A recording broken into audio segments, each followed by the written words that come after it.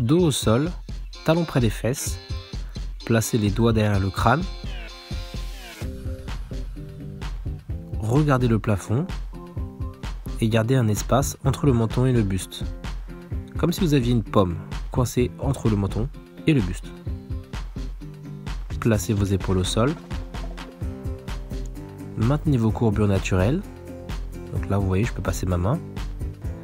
Maintenez un bon gainage pour les maintenir, aspirez le nombril, contractez le périnée, faites comme si vous vouliez retenir d'aller aux toilettes. Et hop, c'est parti.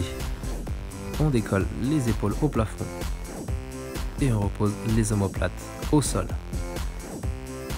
On expire, on monte, on inspire, on contrôle, on descend.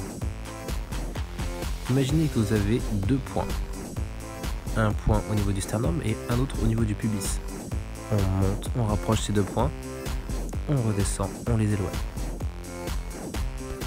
Et maintenant, pour ceux qui veulent aller plus loin, on décolle les pieds du sol, on monte les genoux au niveau du bassin et on crée un déséquilibre, ce qui va rendre la tension au niveau de la ceinture abdominale un peu plus grande. Et enfin, pour les challengers, on augmente le dynamisme sur la phase de montée et on augmente également l'amplitude du mouvement. On décolle le buste un tout petit peu plus haut et on va chercher loin derrière avec les bras pour étirer le grand droit de l'abdomen. Sur ce mouvement, faites attention à bien ralentir la descente et à pas laisser le buste s'écraser au sol.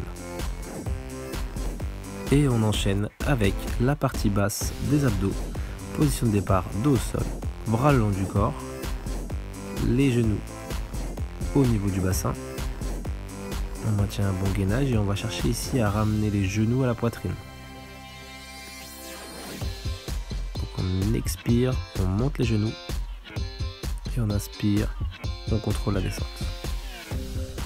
Pensez à décoller légèrement le bassin du sol et à ralentir la descente de façon à ne pas laisser le bassin s'écraser au sol. Le niveau 2. On décolle les pieds au plafond cette fois-ci et on contrôle encore une fois la descente sans laisser le bassin s'écraser au sol. Et on termine avec les obliques avec le gainage Spider-Man. Donc position pompe, main largeur d'épaule, épaule en arrière, omoplate éloignées l'une de l'autre. On ramène le genou au coude d'un côté et puis de l'autre. Alors ici, on va faire attention à garder le bassin fixe. Le bassin ne doit pas partir sur le côté. Il doit toujours faire face au sol. Et on maintient un bon gainage en rentrant le nombril.